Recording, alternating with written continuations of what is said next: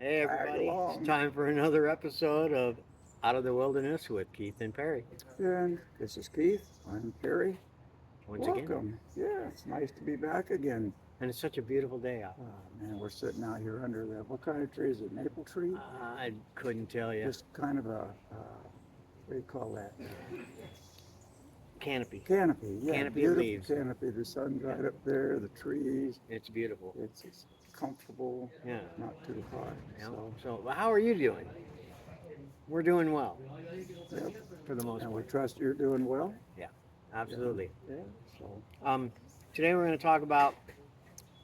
It's a dual learning purpose here, dual faucet learning. We're going to talk about Garden of Eden, when Adam and Eve were in the garden and living with God and communing with God every day, and how Eve was tempted by the serpent to bite the fruit or to eat from the knowledge of good and evil, the tree. And when she did that, she went to Adam and said, "Hey, Adam," presented the fruit. She's like, he had two choices there, really. And so we're not only talking about the original sin, but we're also talking about the first true act of unconditional love. Because Adam, when she handed him the piece of fruit with the bite in it and said, "Hey, look, I bit," and he had two choices. He could have thrown her under the bus and said, "Whoa, you messed up. Hey, God, it wasn't me." You know, and there's proof that it wasn't. there's proof that it wasn't him. But Yeah, Adam but didn't no, do that.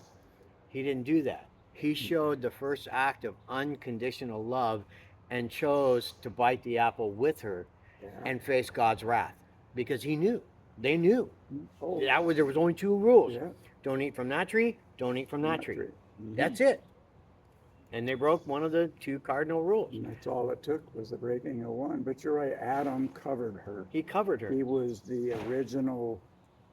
Well, he epitomized the what God Christ figure. tells us, to love one. So if you love someone like you love yourself unconditionally.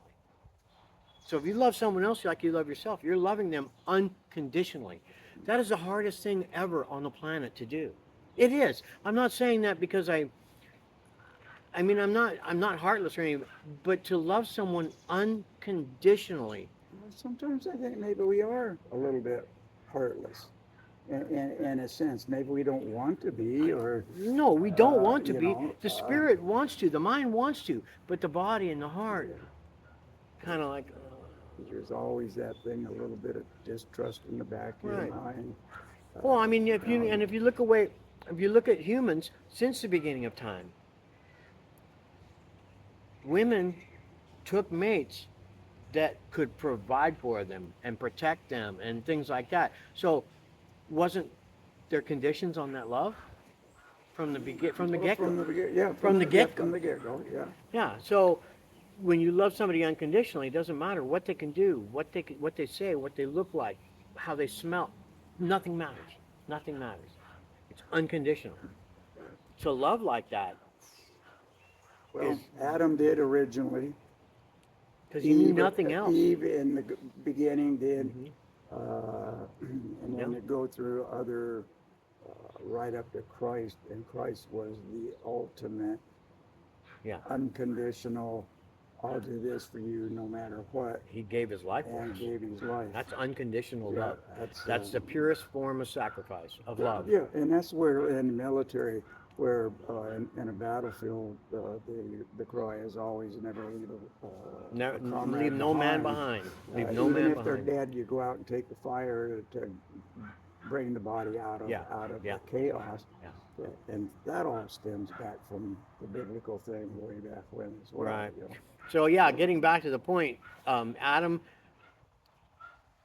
showed us what Christ was going to teach us later. Later. Mm-hmm. So everything again points back to Adam. Genesis. Yeah, Genesis. I don't care what they say. Any preacher tells you different is pulling your leg. You never get out of the book of Genesis, and you never get out of the book of Revelation. You Nope. can read all kinds of stuff in And you between. you end up keep going back Back. because it tells you to go back. Yeah. See this. You're like, Wait. You keep sending me from the end to the front, to the beginning. Well, Wow. because you're not going to understand the end if you don't understand the beginning. Right? It's exactly right. Yeah. If you don't understand the theory behind what you're doing, you're never going to understand why you're doing it. Yeah. Same thing. It's living life, the Bible. Got to understand the beginning so that you can understand the end. Mhm. And I still don't understand the beginning. Not all of it. Me either. Been reading it off and on for a long time, Oh, yeah. and about the time I think I'm gonna get down to where who begat who, what, and when, I have to go I back have to skip chapter. that, yeah. Because I can't pronounce the words. They could at least give No, us but it's English names. pages and pages and pages and pages of it. It's like, yeah, I But it know God. isn't. I know it's important, God, or else you wouldn't have put it in there. But Right. come on. It's our lineage. That's why it's important. Yeah. It's not just that they went out and had a bunch of babies and put up Right. different tribes and what have Well, I you. mean, because there was a lot of other was, people that branched off too, but that was the main Yeah. It's, characters. We just lost my phone. Did it break? No, it didn't break, but I guess it's time to call it a day. Okay. All right. So we love you, and we'll see you in church.